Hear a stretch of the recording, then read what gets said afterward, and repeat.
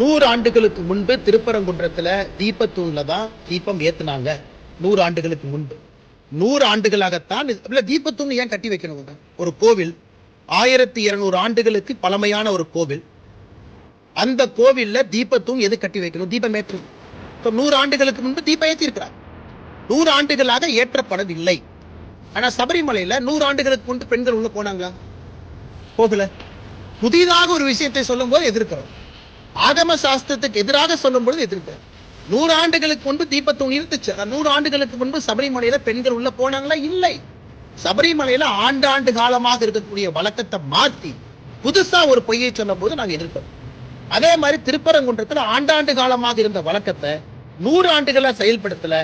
இன்னைக்கு செயல்படுத்த வேண்டும் என்று நீதிமன்றம் தீர்ப்பு கொடுக்கும் பொழுது அதற்கு அரணாக நாங்கள் நிற்கின்றோம். ஆனால் எங்கள் நிலைப்பாட்டுல சபரிமலையாக இருந்தாலும் திருப்பரங்குன்றம் இருந்தாலும் இந்து மக்களுடைய உணர்வு, அவங்க என்ன நினைக்கிறாங்க, எது நியாயமோ, கோர்ட் என்ன சொல்லி இருக்கு அதுலயும் பாத்தீங்கன்னா சரி.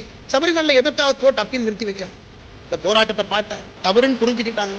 அப்பீல் வந்து கேரள அரசு ஸ்டாண்ட பார்த்துச்சு. அதனால் இன்னைக்கு இந்த மாதிரி ஒரு குழப்பமான ஒரு விஷயத்தை திமுக சொல்றாங்க. சபரிமலை இஷ்யூ புரியல, திருப்பரங்குன்ற இஷ்யூ புரியல. ரெண்டையும் குழப்பி சொல்லுகின்றார்கள். எங்களை பொறுத்தவரை எங்கள் நிலைப்பாடு சமமாக சரியில்லை.